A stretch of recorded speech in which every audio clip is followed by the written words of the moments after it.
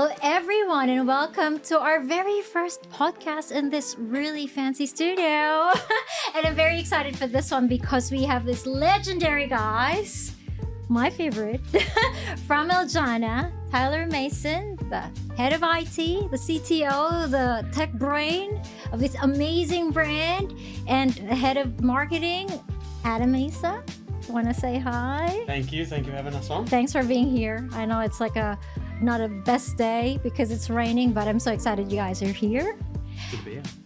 And also, my most legendary guy as well on the left, Paul Ching, who is a principal consultant of the Agentforce implementation. Are we excited about this? Very excited to be here. Thank you guys for being here with us. So, can you guys talk about Jannah? Like, this brand is just so amazing. Australians love it. Families love it. It's not just delicious. You guys also serve up incredible customer service. Please share more about it. Maybe start with Adam. Sure. So the Jannah brand started in '98 by our founders, Andre and Carol. So a family business from the get-go. We started with one store out of Granville in '98. And up until 5 years ago, it was probably just under 10 stores. In the last 5 years, we've now reached roughly about 40 stores nationally. So crossing boundaries across New South Wales, ACT and Vic. Big plans to launch in Queensland and South Australia in the years to come. It's a brand that's built on product authenticity, quality, freshness, and I guess most QSRs would say the same.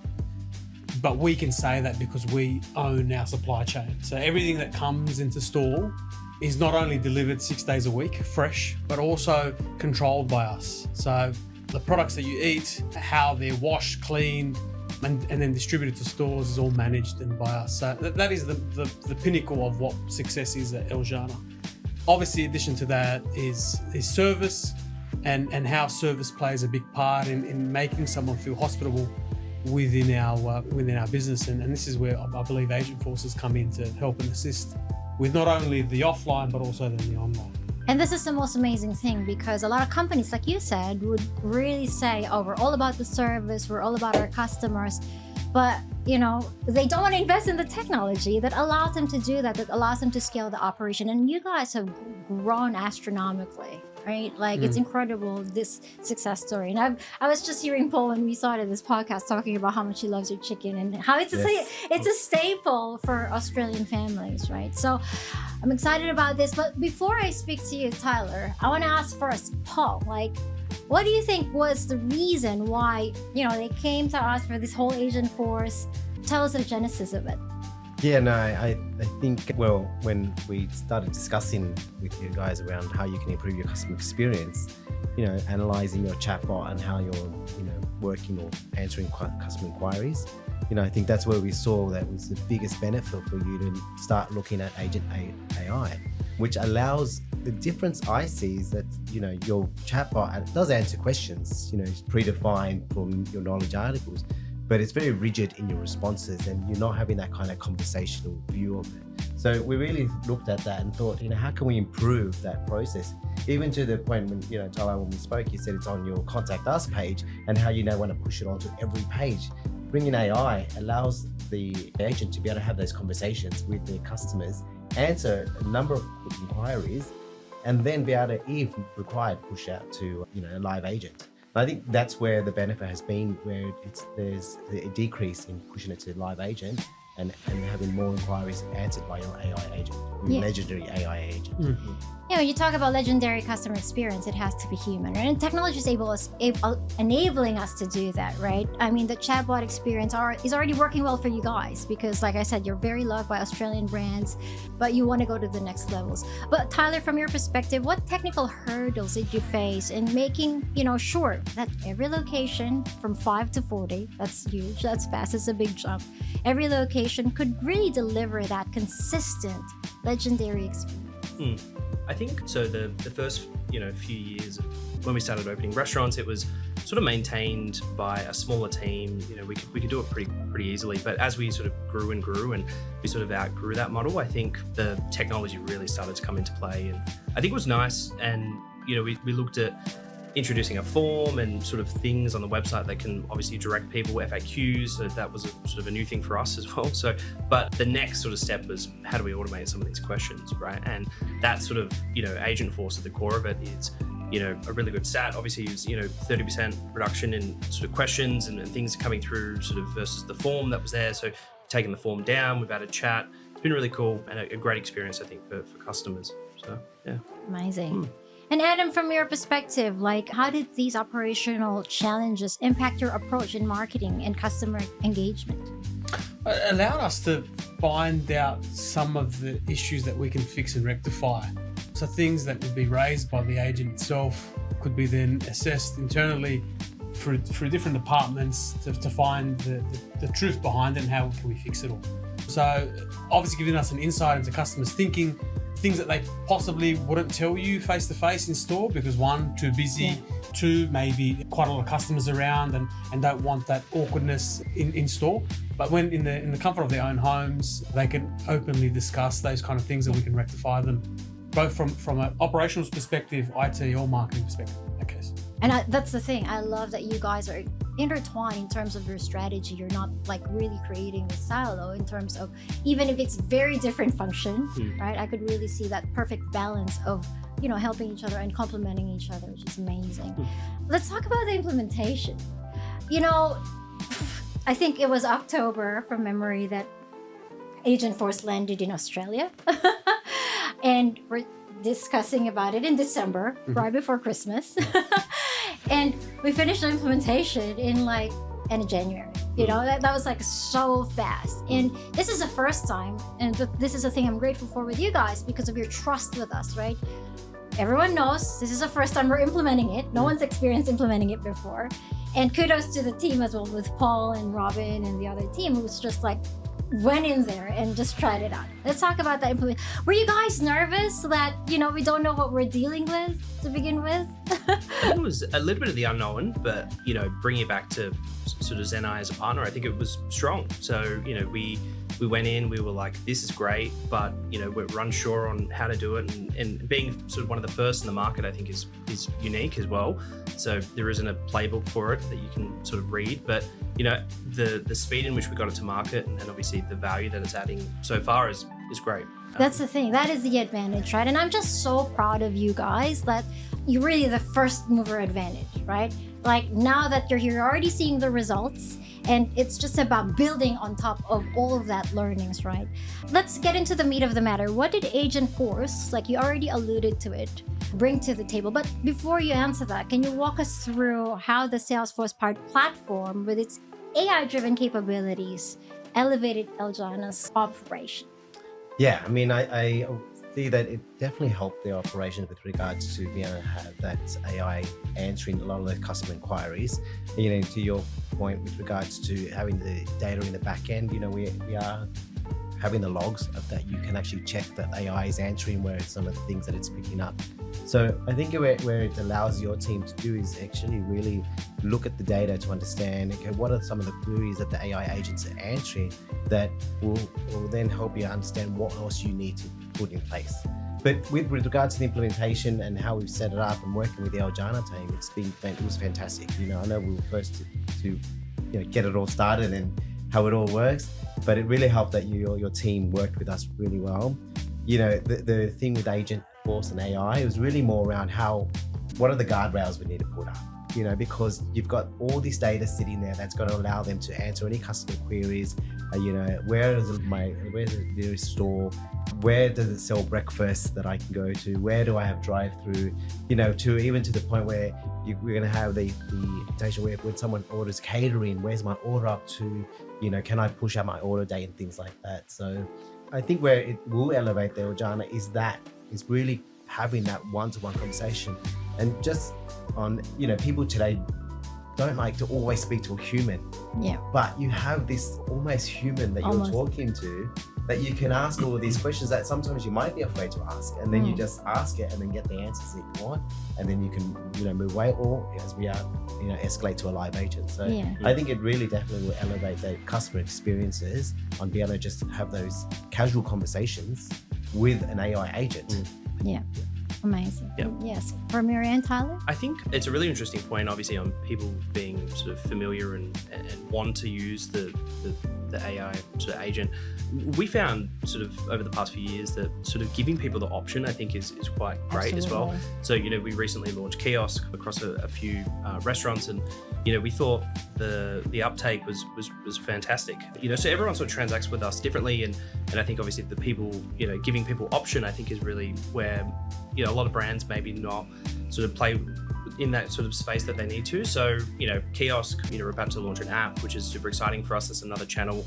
Agentforce will be in the app. Yeah. So that's another sort of mechanic for them to sort of interact with us.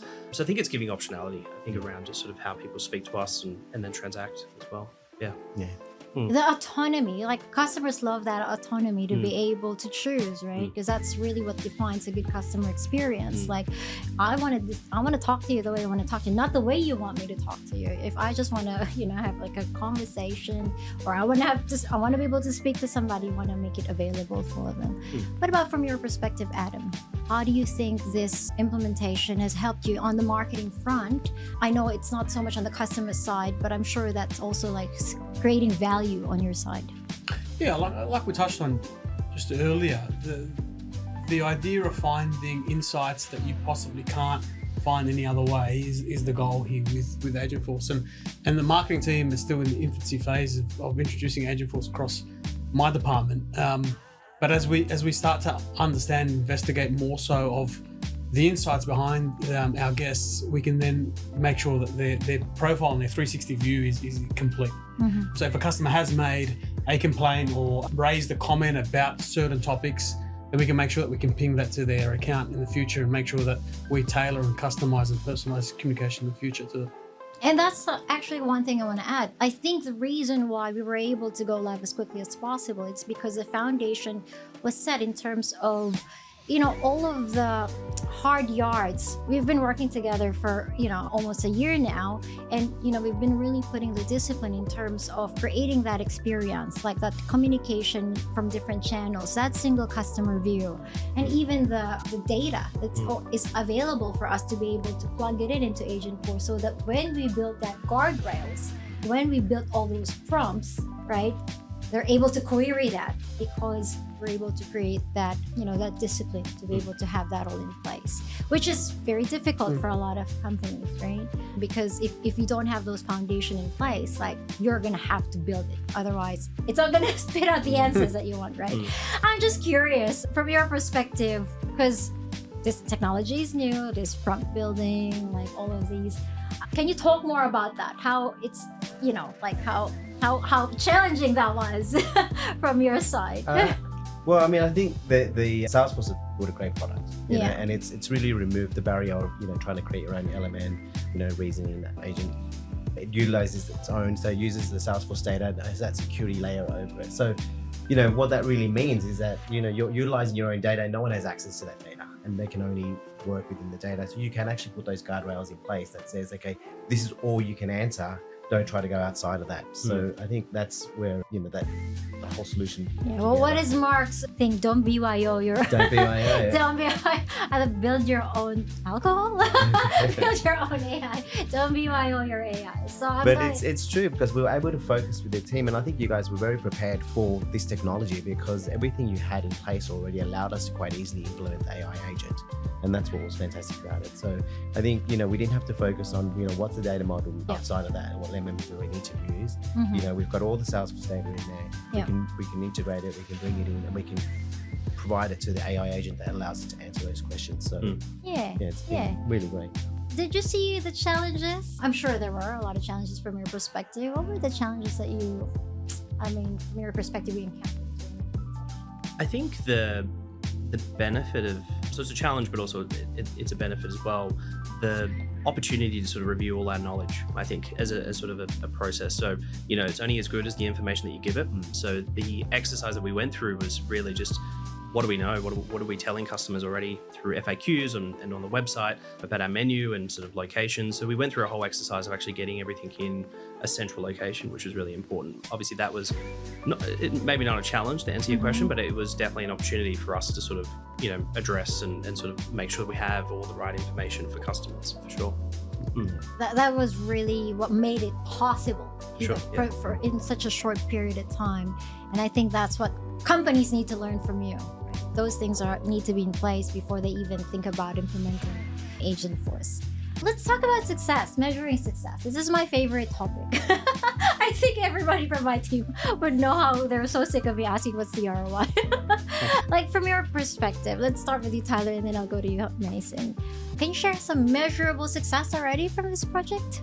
I think definitely success, heading into it, we weren't sure what it looked like. And I think now we're seeing it and sort of, some of the metrics that we're seeing from a performance perspective has been really cool. So, from an agent inbound, we're spending probably about 30% less time on, sort of common queries that are coming through. So that frees up our support team to focus on sort of other matters, which is really cool. The sort of overall sort of speed in which we can jump in and sort of resolve on top of the AI sort of bot, should it get stuck or should we need to sort of resolve something, is pretty quick as well. Yeah, so I think our overall sort of objectives heading into this have been sort of achieved. So, amazing. Yeah. And how has this changed your day-to-day operation in being in the tech side of things? I think definitely from a day-to-day perspective where, it's freed up the team, there's an opportunity for them to focus on other matters, we're focused more on building out FAQs and sort of repositories of different information rather than responding to the same sort of similar question, which is cool. So it has changed the dynamic of the support team for sure. Amazing. What about from your end? How does this transformation, this new technology, how do you think this bleeds through in terms of customer engagement and marketing? Well, from our end, it's a bit different. Whereas Tyler's talking about how it makes his team more focused on the wider spectrum of things that they work on. When it comes to us, it's more so about, did that engagement with Jannah feel positive or negative? Yes. And the goal there is we want people to leave their interaction with Jannah at any touch point whatsoever and say, that felt good. I felt part of that family. They answered my questions. They heard what I said. We sell chicken at the end of the day. Yeah. We sell good chicken at the end of the day. And the goal is to make sure that when we are part of someone's family time, and that is across lunch, dinner, or their time that they spend with friends and loved ones, then it's a positive experience at the end of the day, regardless of what that looks like. So that is the goal for us. Absolutely. And there's no more deviation between marketing and customer service. It's all a customer interaction. It's all customer experience, right?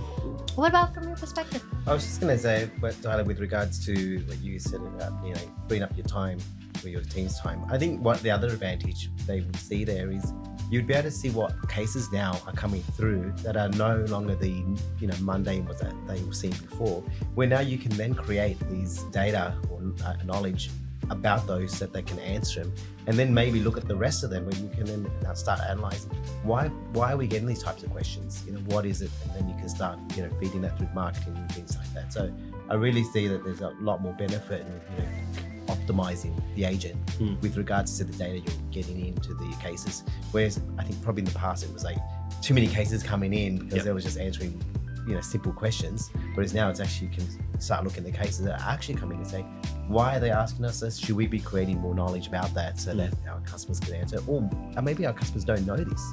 We're not promoting it enough as part of that. When I was talking to you about changes in some of the menu, I don't know if I can. So that's a simple thing for myself. But How does it feel to be the first in Australia in your industry? That's amazing. But share the lessons. What are the lessons learned? Share it with your peers. Maybe let's start with you. Yeah.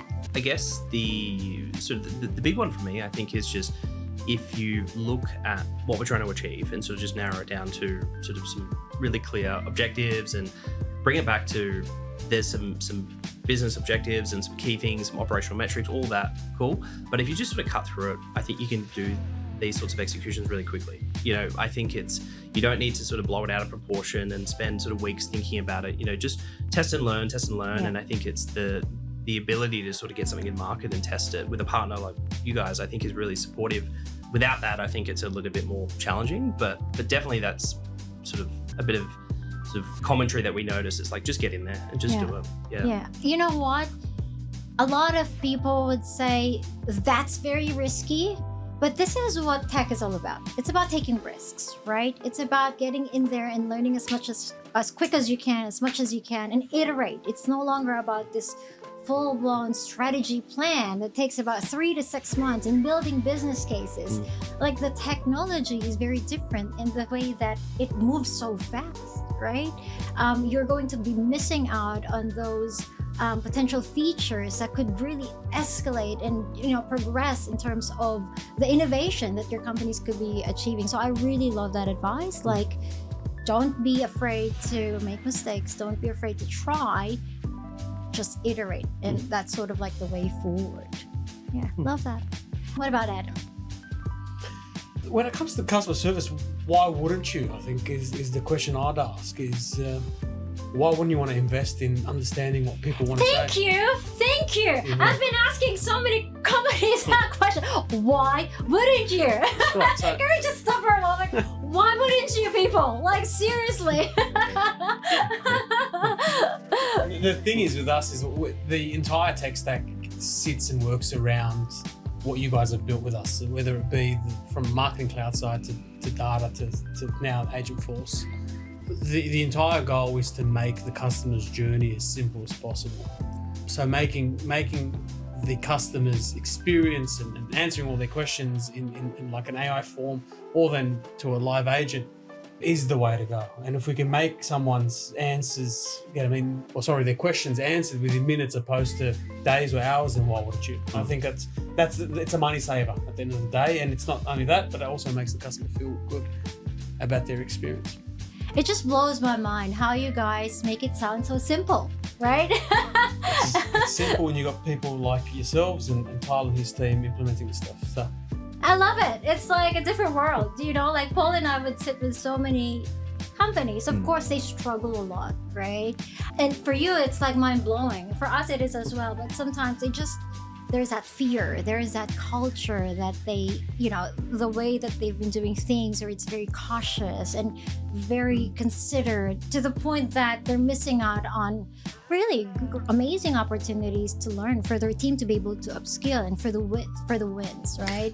I think there's a couple of factors. I think costs play a part. And then also knowing that you have such a service, but not knowing how to use it is another one. And I think when you have a team and an agency that works alongside you that understands how to use a system like this to its full potential, then it is cost effective. However, if you're going to implement it and then not use it, you're going to sit back and go, well, I didn't really get most out of it. Absolutely. And the way that the two of you have the same thought, like, if it's something that could help us, why wouldn't we do it? Why would we take a bit of time to learn it, and instead of just like learning from doing the actual work, right? Yep. So that's really fascinating. That's the reason why you guys are growing so fast. You guys, so I hope you don't take it for granted, but I'm really like blown away with your thought leadership and how innovative you guys think. You put your money where your mouth is in terms of, we want to have legendary service. So you really put that into the test when it comes to making, for a lot of people, difficult decisions, right? Because it's your neck's on the line, right? If this doesn't work, it's a huge investment, right? So, I just want to kudos you guys and it's like sitting here, it's just, coming through so authentically, right? For you, Paul, what are the lessons that you've learned being able to get in the tools and work with these incredible legends, and just you're the one who made it happen, like you and the team, like you got in there. I think AI is here, and we all need to be understanding it. I don't think it's going to go away anywhere anytime soon. So, getting to the tools, working with the Jannah team on AI was really a fantastic experience. Like, I really enjoyed it, every part of it, understanding AI, understanding how Agentforce works. It's something that very clear, and it's very easy to understand on how to put it together. It's really, I think, where we want to discuss with the team or with the client is, some of the guardrails we need to put in. What are the expectations of certain things that they want to happen with the AI agent? But yeah, other than that, I mean, it's a fantastic tool. I will, push any customer, just like you said, invest the money because it's here, and competitors are going to start doing it. And we're all about now customer experience. That's how I feel. Everyone wants to have that customer experience when they go and buy anything, even chicken. And I've been to your stores, and I've got to say, your team have great customer service whenever that I buy there. Like, they are so great when they, they'll go above and beyond. So why not have that same experience when I'm online? So it's fantastic. Yeah, it doesn't remove, that customer experience that you have in restaurant. It complements it. Exactly. Right? So I think if you can have a sort of a consistent experience wherever you are, whether you be at home or in restaurant, I think that's key. Yeah. Yeah. I'd only say the next is just to make sure you have a clear set of expectations on what you try to achieve with the agent, but then go and do it and try it. And this is what you were saying, like, cut through the noise. Be very clear, and simplify it. Don't overboil, the chicken. The ocean. We use that, overboil the chicken. Sure. Anyway, what's next? Let's start with you, Tyler. What's next for Jannah? So, as I mentioned before, rewards app, huge moves for us. I think it's an exciting Very time. exciting. Yeah, it's big. So, another channel for customers to sort of interact and transact with us, which is cool. Obviously Agentforce will be sort of in there, and the ability for a customer to jump in and ask questions about what is the rewards program and what does it mean to me and how do I earn a stamp and things like that, I think are really important. We can sort of continue to sort of roll out different technologies, but if you can have something with support, and Agentforce is that support, it makes it a lot easier for sure. Exciting. Very exciting. Adam, what's next for Jannah?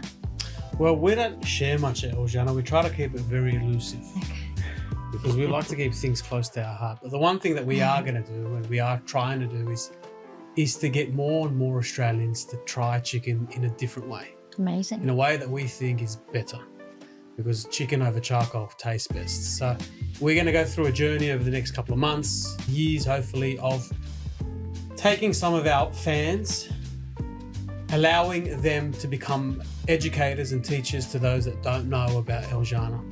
So empowering those that are loyal through app and other forms. Beautiful. And then bringing on the ones that don't know yet about the brand. Because the one thing we say at Jannah is it's either you love it or you haven't had it yet. Love it. So that's what we're going to do. Love That's it. great. So how do people download the app? Like, iOS, App Store. Yep. Yeah. Come the 24th? Yep. 24th next week. Next week, launch. And then on the 1st of March, we have a $5 quarter chicken meal for all new account holders. So that there will define why people would want to try. It takes the barrier of consideration out. When you get $5 for a quarter chicken meal, you're probably thinking, why not? That's cheap. Just like why not introduce why Agentforce? not? Yes, why Why not? not? That's it, guys. That is everything. Why not? Well, final thoughts, Paul. Anything you want to share? I think Agentforce is a great tool, and I think it's testament to the way Jannah's using it and how it's been. And I think if anyone, like you're saying, Adam, just why not try it and go in and be more innovative.